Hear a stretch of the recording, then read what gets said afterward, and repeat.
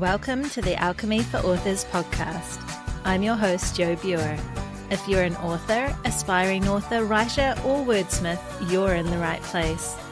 Join me as I chat with authors and industry professionals and share my own experiences with using manifestation and mindset practices to supercharge our writing lives. We'll explore ways to overcome writer's block and imposter syndrome. We'll find motivation and inspiration to get our butts in the chair and our stories written. And most importantly, we'll embark on creating lives and livings doing what we love. If you've ever dreamed of a prolific, wealthy, happy or healthy author career or writing practice, then this show is for you. So let's dive into Alchemy for Authors.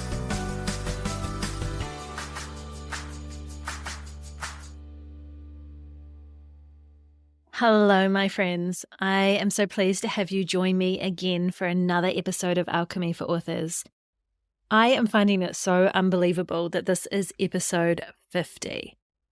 When I started this podcast, I really didn't know how long I'd be able to keep it up, whether anything was really going to come of it, whether anyone would even listen to this.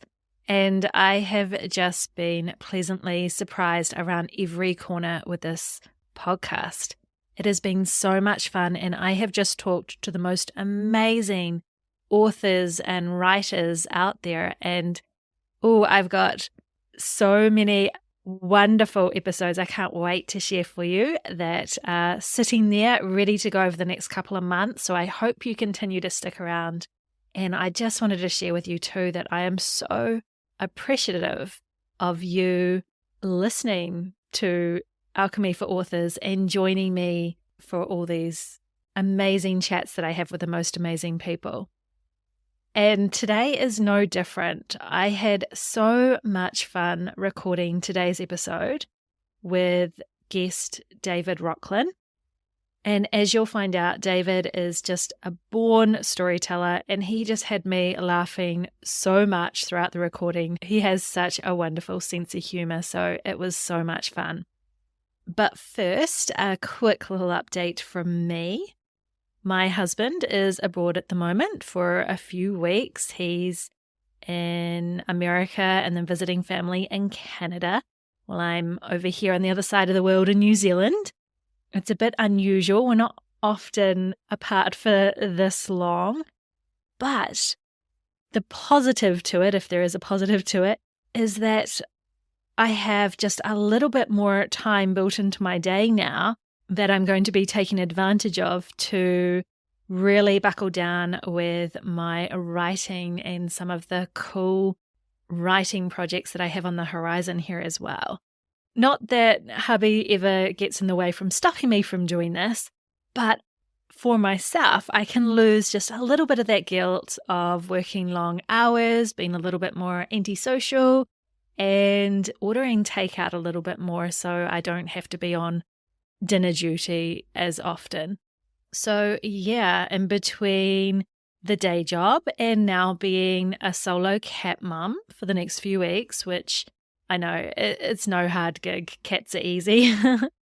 But yeah, I'm certainly looking forward to just taking advantage of the little extra snippets of time to play around with some of my upcoming writing projects and books and whatnot. So one of the things that I'm working on is finalizing a launch plan and date of release for my new cozy mystery novel, as well as just cleaning up final edits on it and getting it to my beta readers as well. My hope is that I will be able to get this novel out into the world. If not in April, then hopefully early May. So there's a bit of work to do there, and yeah, I just got to get going with it. It's really exciting. I'm also playing around with some other book-related and coaching ideas under the umbrella of Alchemy for Authors. So I've just got confirmation that I'm now attending a 3-day literacy conference in New Zealand for educators at the end of September, where I'm going to be presenting a couple of workshops about writing, which is super, super exciting. It is also a little bit nerve-wracking. This is me pushing myself out of my comfort zone. I'm used to talking to people via this podcast and talking to smaller groups of people and teaching students, but this is going to be educators from all around the country, so adults that I'm going to be doing some writing workshops with, which is, yay, like I said, super exciting, super nerve-wracking. Little bit of imposter syndrome seems to be creeping in at the sides, but I'm just reminding myself that that's normal. And I feel that with every book, and I feel that with every podcast episode. So I know I'm going to get through the other side of that. So over the next little while, one of the things I'm going to be working on is obviously planning out what those workshops are going to be looking like. And because this opportunity kind of fell into my lap, I'm also starting to rethink the timeline I had in mind for putting out my first nonfiction book on writing under the Alchemy for Authors brand. So I had always intended on doing this, but it was one of those one-day goals that I hadn't actually set into stone. And now that I'm going to be working with lots of adults at this great big conference, I really want to think about how I can help meet people's needs through a nonfiction book as well, or most likely a series of them. So if you're interested in being one of the first to hear of updates about nonfiction books under the umbrella of Alchemy for Authors, then I do recommend that you sign up to my newsletter at www.subscribepage.com/manifestation for authors.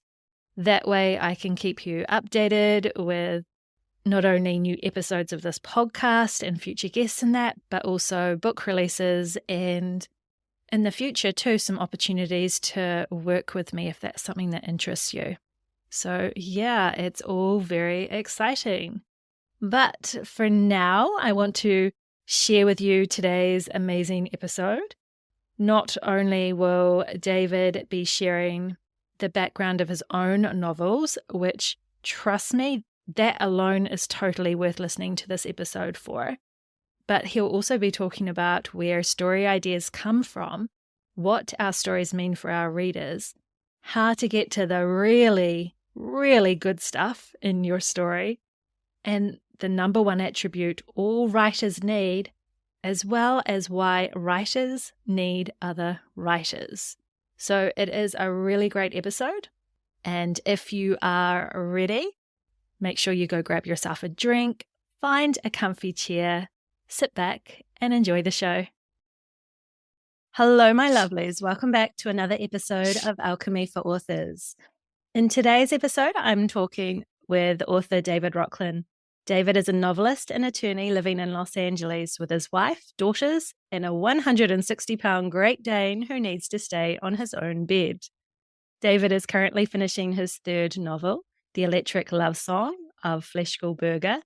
David hosts and curates Rorschach, a long-running LA reading series.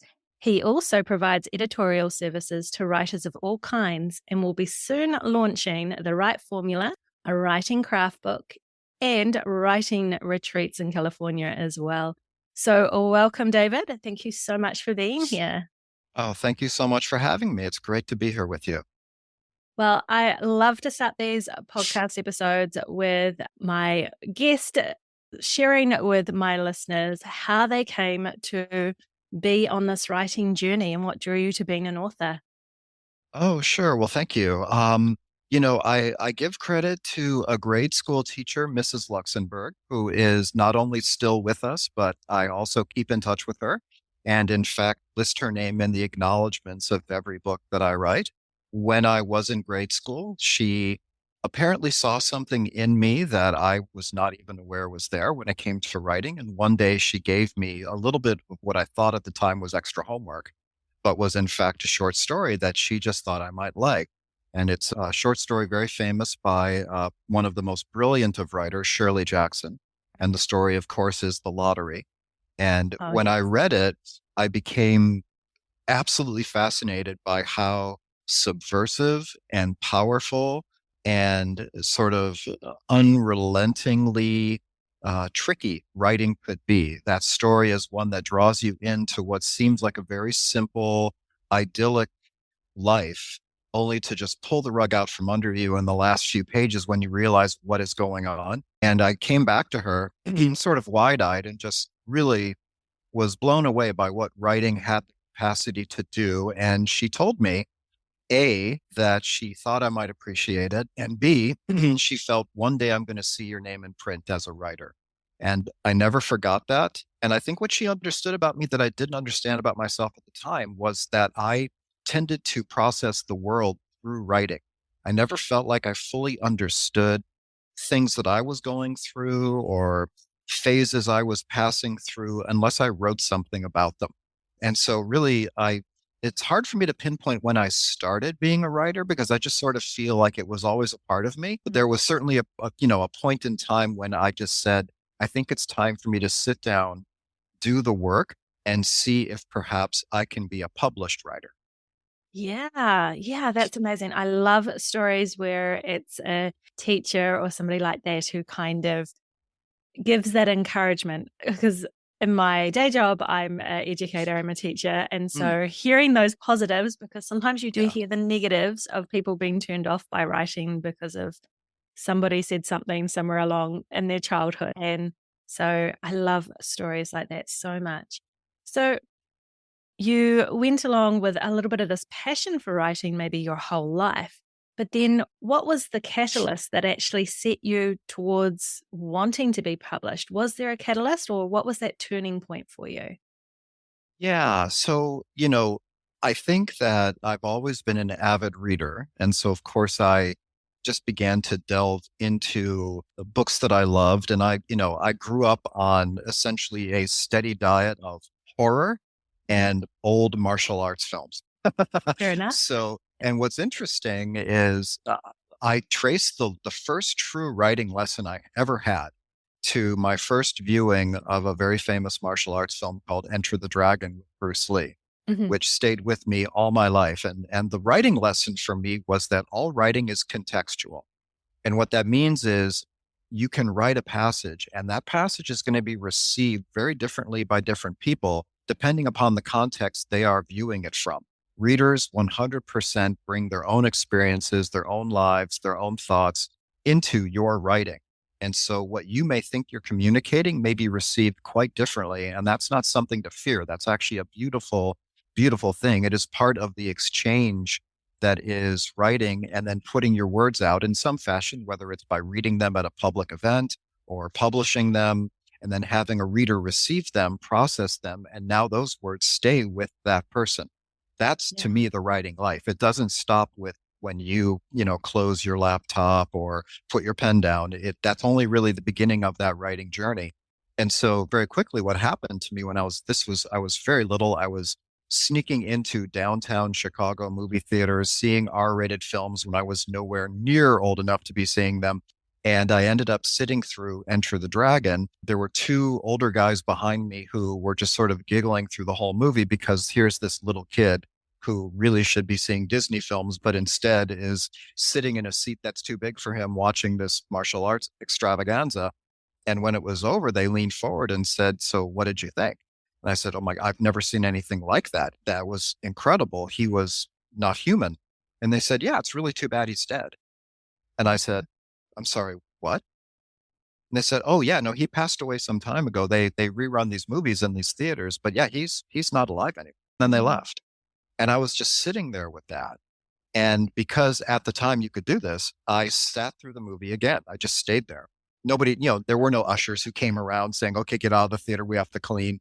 A downtown movie theater like this, cleaning was the last thing they were concerned about. So I sat through the entire movie again. And this time, every time he did something on screen, what I thought was, he can't do that anymore. He's gone. Mm. He won't ever do this again. That's the last time that he'll do this. And the movie and the story was now completely different for me. And it was because my context was different. And so I think around that time, the idea took root and married with the idea that my English teacher had given me about one day I might see your name in print. And so I began to just play with the notion of telling stories. Um, And, like every writer, I'm sure all of us who are listening or who have also been on your podcast, we all have that drawer. We all have that computer file full of the stuff that's terrible, that will never see the light of day. That is the most valuable drawer in your computer or your house. Praise it, thank it, because that's your work. That's your practice. That's going to the gym. That's putting your reps in. That's practicing your shadow boxing. You're not ready until you've done it many, many, many times over. And so those are not failures, those are steps. And so I think somewhere in that alchemy of learning that lesson, my English teacher's words, and then continuing to just sort of live and take in the sights and sounds, going to museums, going to films, reading a bunch of books, I began to absorb without really realizing it the blueprint of what it means to tell a story from beginning to end. And when that had kind of taken sufficient root, it kind of coincided with a friend of mine, a very close friend who remains a close friend. We've known each other since we were little kids. We would always tell each other stories. He had moved from Chicago to Los Angeles and reached out to me. This was probably in my mid to late 20s and said, I'm out here. I'm thinking about, like writing screenplays. You should move out here and do it with me. And I just spur of the moment said, okay. So I literally threw everything in my car, drove for about 4 days, got good and lost across the United States, arrived, started writing screenplays with him, got one optioned by a producer, but realized during that I just really disliked that style of writing. It wasn't satisfying to me, and began to think about, what I think would feel good? A novel. And so that's really where it began. Yeah, wow. That is just a beautiful story that you told, particularly about that context, because it is interesting. And so when you are watching Enter the Dragon for the second time round, and with the different context that Bruce Lee is no longer alive, Yeah. then you're almost watching it through the eyes of the legacy that he's left behind, the art form that he's left behind. Do you carry that with you when you write your books, that this is what you're going to be remembered for? Like, long after you pass, these works will still live on. Like, do you often think about that? I know you're asking me that because I'm old. And so No, thank you for reminding me. No, I get no. it. I get it, Joe. I get it. Yeah, that was I'm so kind of sorry. a shot. It's fine. Maybe we should just end this here. No, I think that's actually a really good question. And I can't say that I think about myself in terms of a legacy, only because I think my entire mindset is such that it's really hard for me to think of myself as important. I just don't.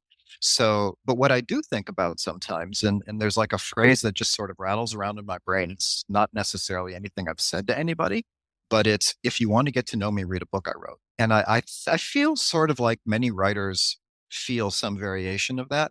The books that I write, the novels, they have nothing to do with my life. They're historically set. I know we'll probably chat a little bit about them. They take place in a time I didn't live in countries I didn't live in, involving people I've never met, and customs and practices and social mores and backgrounds and politics, none of which have any relationship to me whatsoever. And yet, I'm never aware of it when I'm writing, but I'm aware of it when I go back later, usually during like a revision process, where I'll see just a little something, a little grain of something. And I'm like, oh, that's me right there. I know where that came from. And so even though these books have nothing to do with me, they're probably the most articulately expressed version of me that I think is available to pretty much anyone outside of my immediate family. And even they would tell you, yeah, he's not really very articulate. He just sort of, he's kind of a goofball. So I think that's as probably close to the legacy aspect of your question that I can get to. That, one day when I'm sort of not here to speak for myself, I do hope my books speak for me in some fashion. But, it's probably like going back and reading Arthur Rimbaud now. It will give you some insight into the way his heart was working. Will you know him? No, probably not. Yeah. But you will know what in one moment of his life he burned to put down on paper. You will know in one period of his life what was more important to him than eating or drinking or sleeping. It was to get these words just right. And if that is an idea that intrigues you, then you may do a deeper dive and find out more about the human being behind the words. So I suppose that might be a legacy in some fashion Yeah. for me. Yeah. See, I just find it I don't know. I feel like books and art forms of any kind, they are a small piece of us that get to live on past, past our expiry dates. They get to live on in some way or form. And exactly what you were saying, I think for myself as well, my books give an insight to aspects of myself. And I know one of my last novels, I hadn't experienced much of what my main characters had been through at all, particularly the really traumatic things. But I'd felt those emotions in other ways. So I was drawing from real emotional experience, even though the physical experiences were very different. So it was a little bit of an insight into my heart and soul. But at the same time, I Yeah. don't want to be judged by my books because people are going to think, oh, she could be a little bit crazy. So, like Do you get that from your readers? Do people presume that you're speaking from personal experience and ask you to kind of comment on that? not too often, but I have had people who, like friends and family, go, oh, were you writing about this person? And it's like, yeah, no, not at all. But a little bit of me. So, yeah, so I find friends and family are sometimes, I think, looking for maybe themselves in my books, which Hmm. isn't the case. It really is more drawn from myself. And yeah. And they're a little hurt, right? That dead body, I thought it was going to be and it wasn't. And I'd really like to know why. Why Yeah. didn't he murder me in your book? Yeah. I'll get to you. Yeah. Yeah. Exactly. Right. Exactly. Oh, that is so fascinating. So, with your books, then, what was your journey to publication with your first book? What was that like? Yeah. So, my very first attempt at a full scale novel ended up being about 1,000 pages, Mm. literally. And it was a horror story. And its jumping off point was the Passover idea of the angel of death coming and passing over people's homes. All I can tell you is that at the time it made sense. Yeah. I cannot say that it made sense the moment I start putting words to paper. And it was a very interesting experience for me. Obviously, never to be published, never to be seen. I will do humanity a favor and keep it hidden. But at the time, it was a very interesting experience for me because it helped me discover the type of writing that mattered to me. And the reason for that is when I was writing about the characters, when I was writing about where they were, why they were doing what they were doing, the emotional pieces of it, um, I could feel how fully immersed I was. We all know that feeling, right? When you are so deeply immersed that time is sort of meaningless and you forget Mhm. where you are. You're just all in. When I would get to the actual horror part, like whatever the thing was that was doing stuff, the writing was basically the equivalent of, and he turned around, there was a big monster, whatever. Anyway, let's get back to his relationship. And it was like, oh, I don't care about this. I like reading them, but I don't really care about writing them. Obviously, what I'm writing about that matters is all the other stuff. And so that kind of helped me sort of cure that initial feeling I had, which was, I must be Stephen King. I must Mhm. be Dean Koontz. I must be Peter Straub. I must Yeah. be I must be Poppy Bright. These are the people I must be. And I think all writers, all artists of any kind, a musician, when you're first learning how to play, you're learning how to play because you love the way somebody plays. When you are learning how to sing, it's because you adore Billie Holiday and you're trying to be Billie Holiday. And on your way to trying to be Billie Holiday, you begin to find pieces of yourself. And hopefully you divert towards those pieces and away from just rote mimicry of another artist. But the beginning, absolutely, you should be mimicking the people you love. It's how you learn. How Mhm. do I learn how to walk when I'm a baby? I'm watching my parents walk. So, there is that's how we learn as human beings. There's nothing wrong with that. It's that you keep your eyes open along the journey to figure out what are the things I'm doing that are intrinsically me. And so for me, the journey through failures, just like that book and probably two or three more, led me one day to get a museum in LA when I was kind of thinking about, I know I feel like writing something, but I just don't know what. And they had an installation of photography from the early Victorian era. So the very beginning of photography as an art and a science. And there was a wall devoted to a woman named Julia Margaret Cameron, who was British. And for a time, she lived in Ceylon, which is now Sri Lanka. And she was one of the earliest progenitors of this Victorian era photography. And I was completely taken with her images, which at the time were attributed to her, A, being a woman and therefore being not very good and technically not very adept and all these sort of derogatory things. When you look at what she did, she was incredibly transgressive. She blew through social norms of the time. She refused to be limited by what was expected of a woman, which was to keep her husband's social calendar and raise children. She pioneered certain techniques, particularly in the use of light and shadow and the way that she portrayed all these images. It really kind of reminded me of her because it was like this figure coming out of shadow into light. And I'm like, this is her coming into her own. And whether she was conscious of it or not. And I just became utterly fascinated by her and found a biography of her, read it. And this is sort of how I write. There is always the beginning, which is me acquiring some sort of an image, whether it's something I can see or just something that takes shape in my mind. And then I find out a little factoid about it, just a little nugget of something. And those two things spark. I have no control over it. And suddenly it's all I'm thinking about. And so I had the images, which I had seen. And then in this biography, there was one sentence in an otherwise 400-page biography. And the sentence was, she lost a child at birth, which was not uncommon at the time. And that was it. That was the fire. And what occurred to me was this woman who, at the time she lost her child, the only way she would be able to remember her child, the way her baby looked, was through her memory, because there was no other way to hold on to it. There was no photography. There was no way to capture the image. And what must it be like for someone to sort of be there holding their baby who's no longer alive and realizing in 5 years, I may not remember what you look like. I may not be able to hold on to every contour of you. And then she discovers this new art of photography. What must that have been like to realize I can hold time still. I can hold this moment and in a way that nothing, not God, not memory, not human frailty could ever take away from me. What would that be like for someone like her? And how might that inspire her to be stronger than the social boundaries allow her to be? And that was the first novel. That was a novel called The Luminist. Mm. That became my first published novel.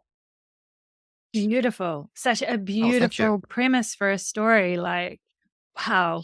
And so you got that traditionally published, is that correct? I did. Yeah. I was represented by an agent and was picked up by a publisher and, yeah. So had the little book tour, kind of had that sort of traditional publishing experience, which was just lovely.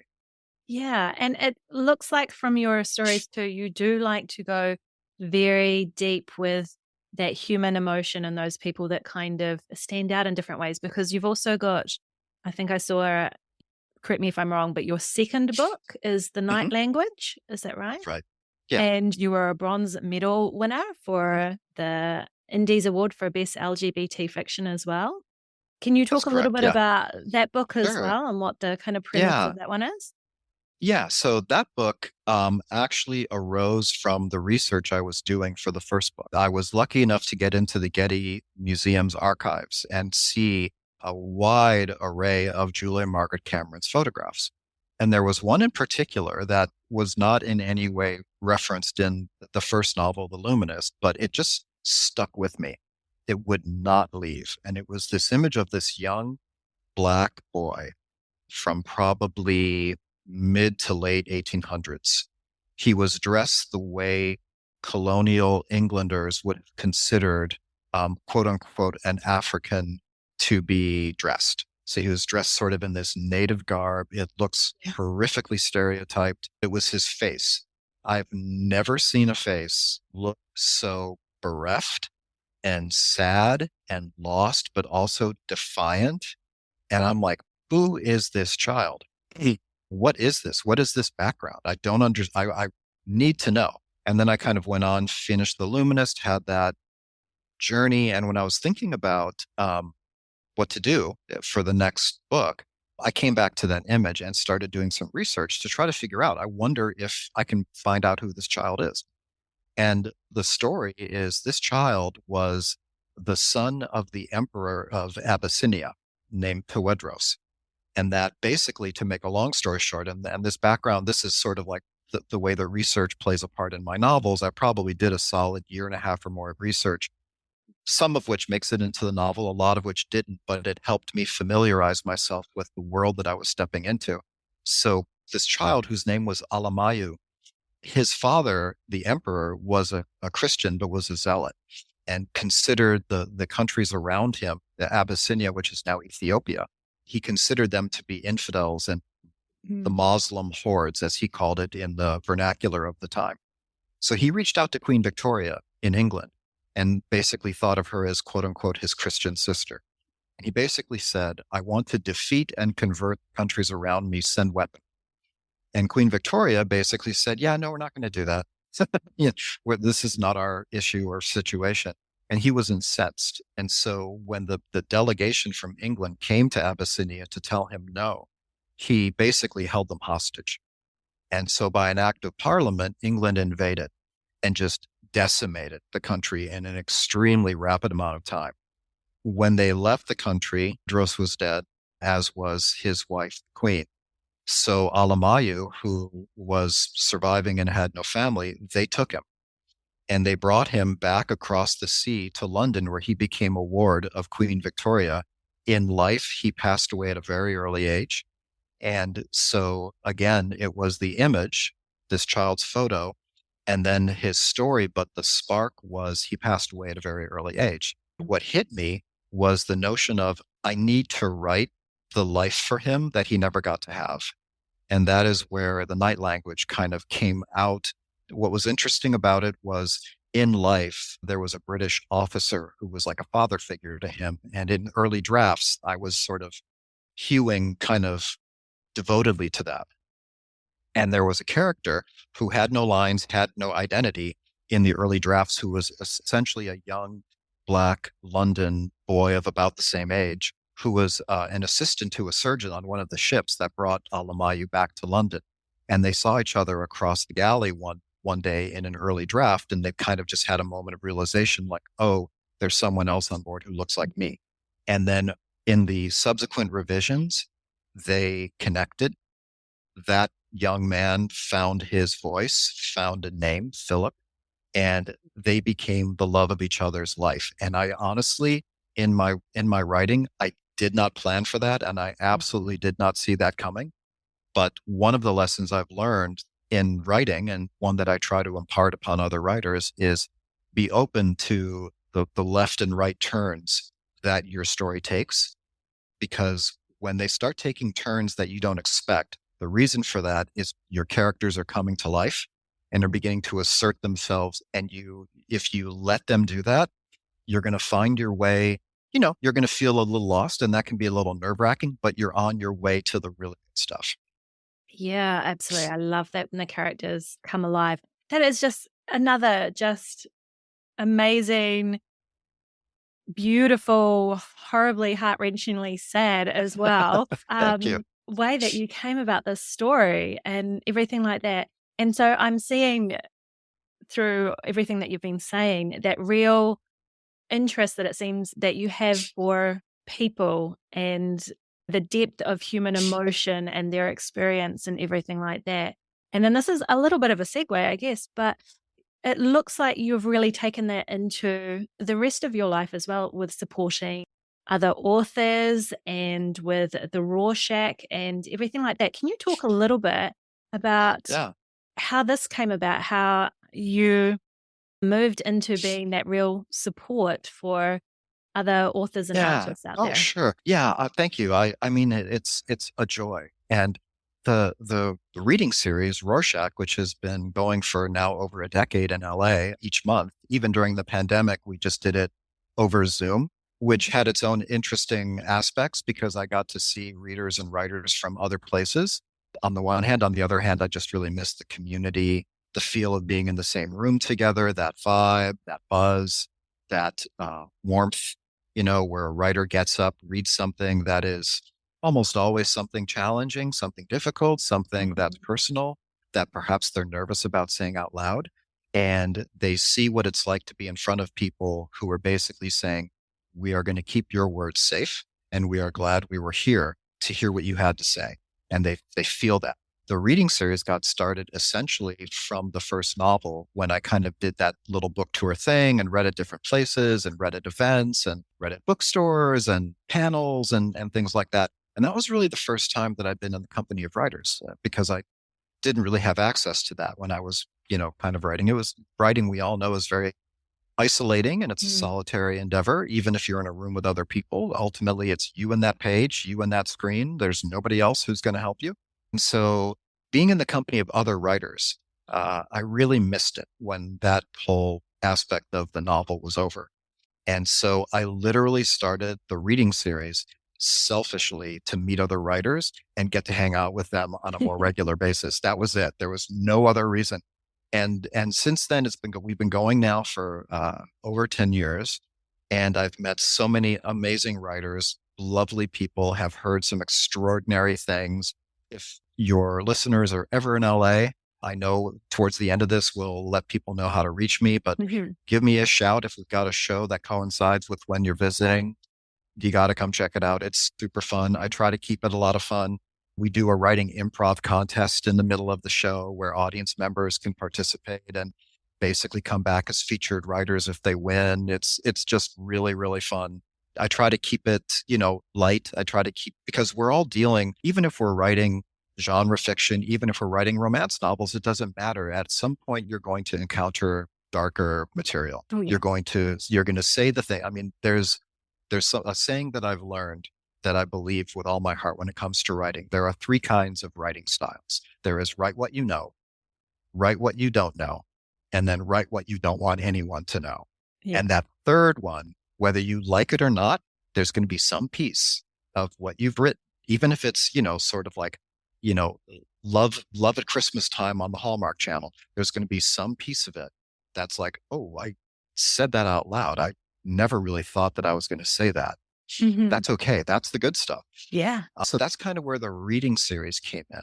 And then the writing retreat and the virtual sessions that I'll be planning, that really arose out of honestly the sense that I had when I would talk with writers who had questions because I've been published or had questions about, I'm trying to write a query letter to an agent, but I really don't know what it should look like. All of that kind of came out of the experience of saying, well, let me tell you what works for me.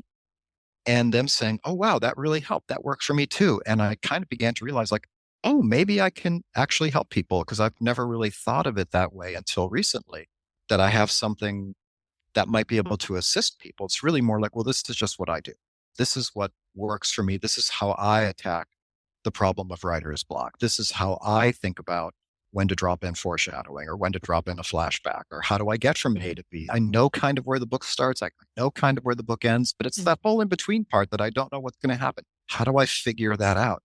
Turns out that these things that I try to do when I articulate them, which I've done in my craft book, which will be coming out hopefully by early April, called The Right Formula, it makes sense to other people. And so I'm just very hopeful that people get value from it and it helps their writing process.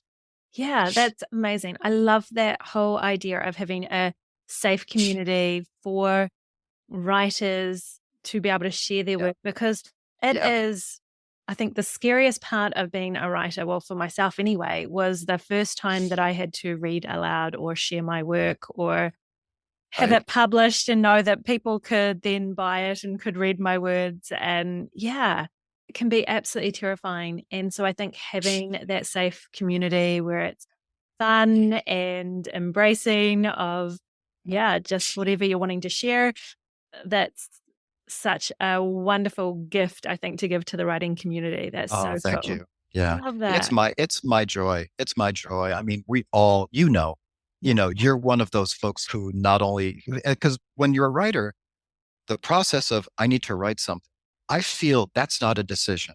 That's that's just this is how my heart beats, Hmm. right? Like the Yeah. idea of not writing is not something I can really conceive of.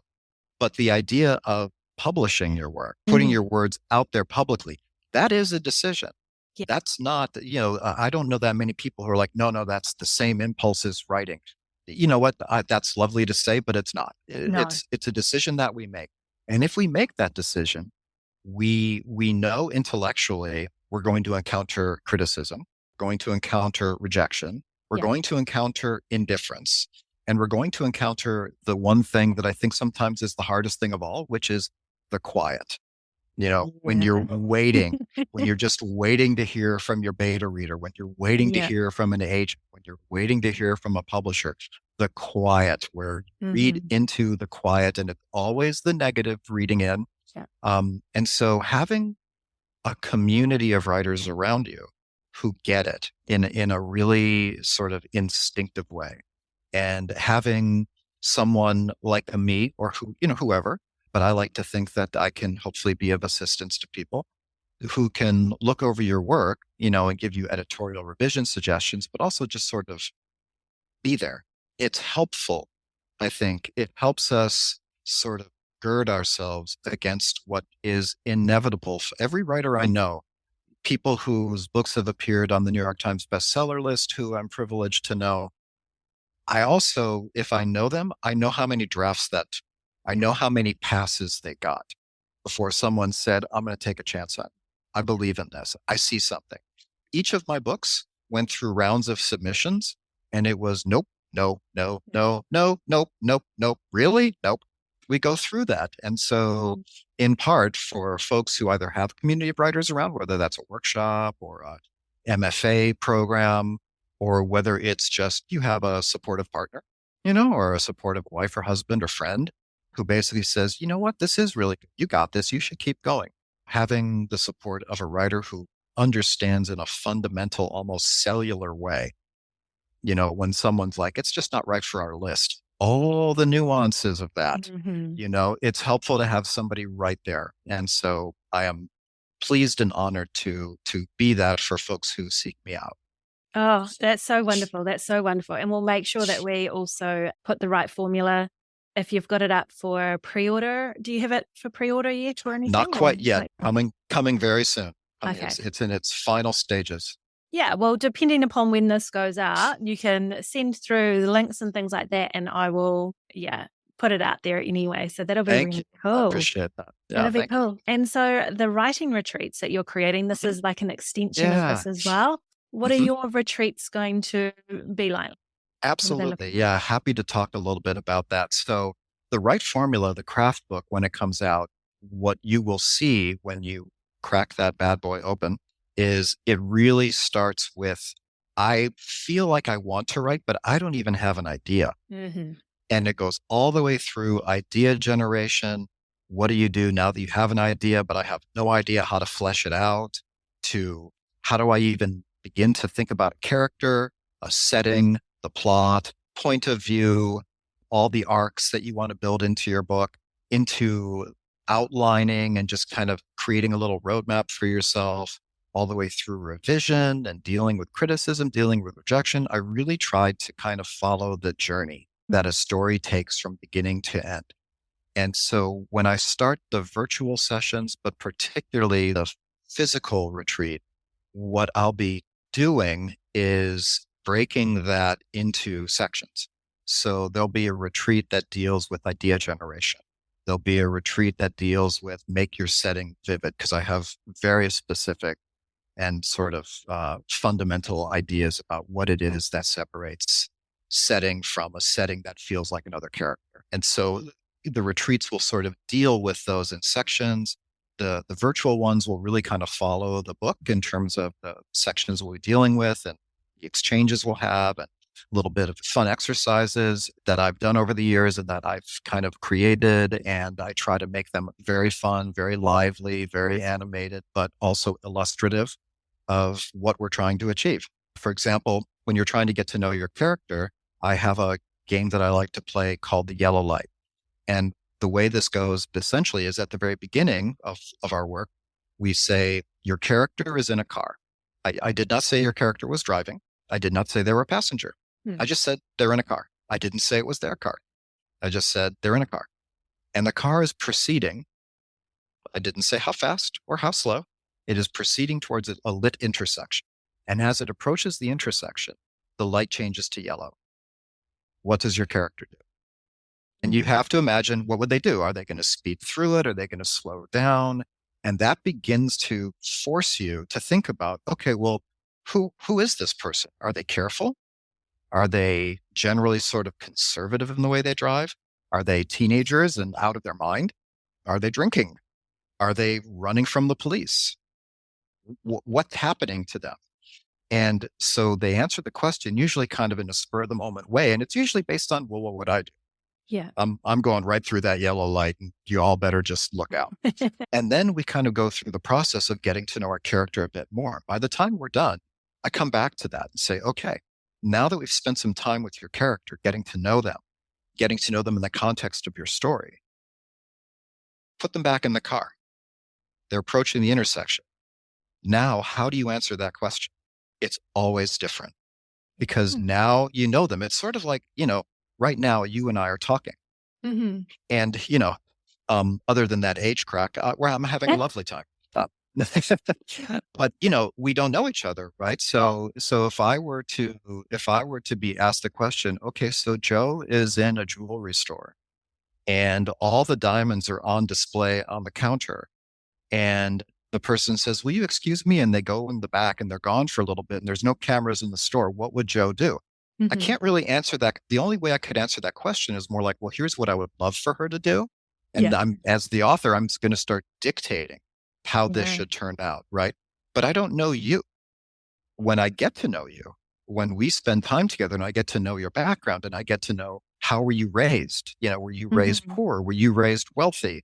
Were you raised by one parent, by two parents? Were you, what was your experience? Did you move around a lot? So you really never felt like you had roots? Are you a hometown girl? All the different things I might learn about you. Now put you back in the jewelry store. What would you do? I can answer that question with a lot more confidence because I know you. And once I get to know you, I begin to see that how you are as a character is now going to start influencing where the story goes. When I started thinking about my story, it was the story. It was the events I wanted to happen. I want her to be in the jewelry store. I want there to be a diamond on the counter. I want that diamond to disappear. That's what I need to happen. But then I get to know you. And you know what? Maybe those are not the events. Maybe it's a different thing. Maybe she sees someone else take it. And maybe her heart is such that she chases them down the street without regard to her safety.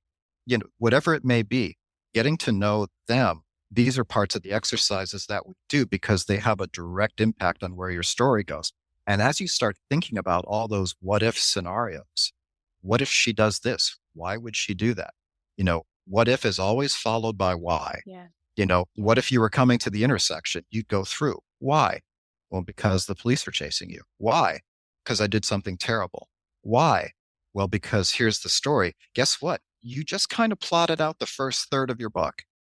So it's through these types of interactive works that we begin to see how you really do possess the tools to construct a story.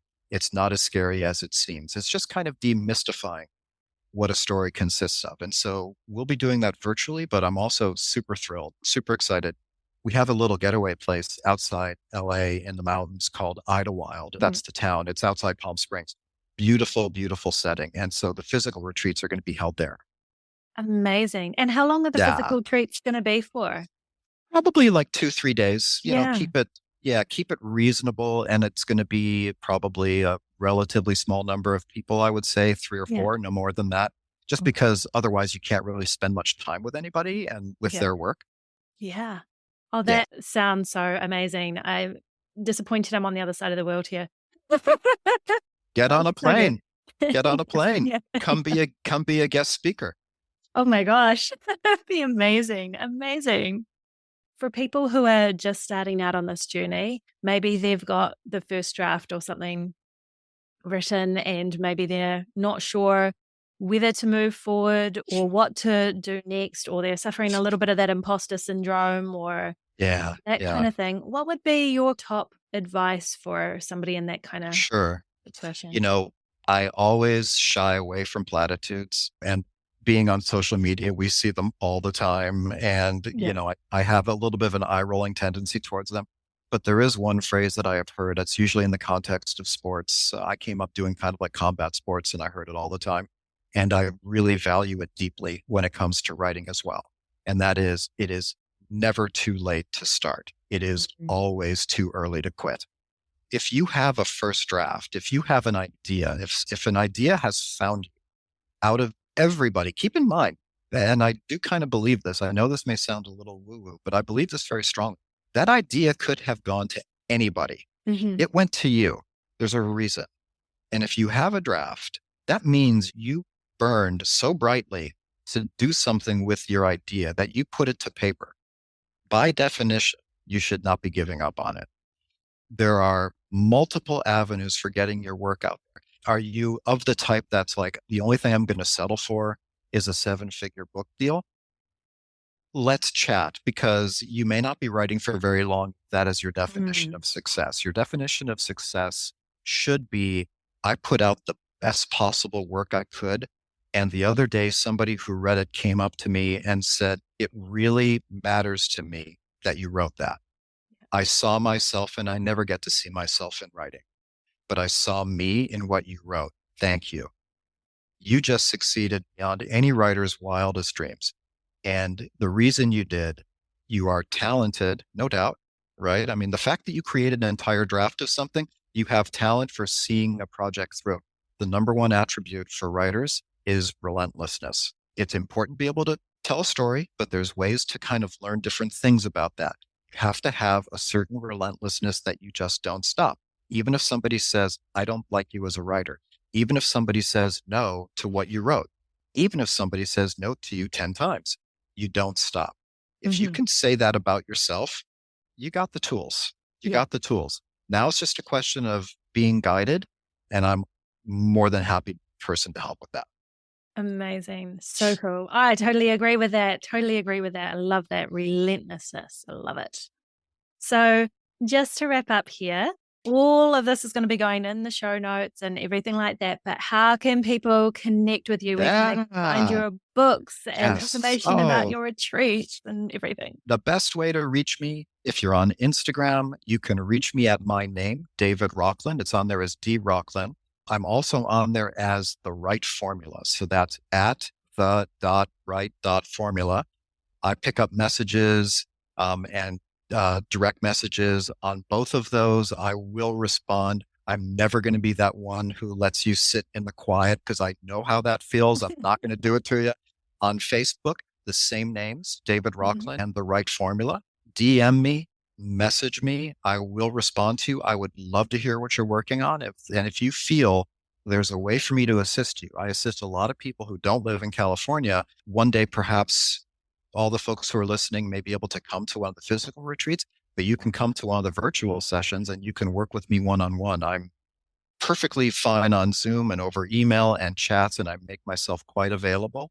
So please do feel free to reach out to me, because, on top of everything else, I love hearing about what people are working on, what is really jazzing them as writers. So give me a shout.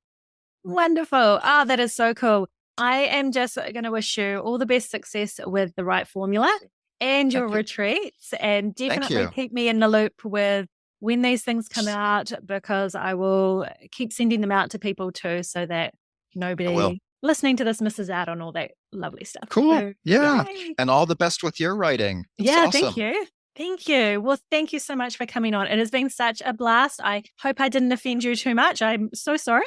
Oh dear. But it has been All good. so Yeah. much fun. Thank you so much, Yeah. It David. has been fun. Thank you. I really appreciate it. Here are some takeaways from today's show. 1. Keep in mind that readers will project their own experiences, lives, and thoughts into your writing. 2. Books are an expressed version of the author in a moment of time. 3. Learn from authors who have gone before you, particularly in the beginning. Don't be afraid of mimicry. 4. Be open to the left and right turns your story and characters take. This often leads to the good stuff. 5. Writing what you don't want anyone to know is usually where the real story lies. 6. It really is never too late to start and always too early to quit. 7. The number one attribute needed to be a writer is relentlessness.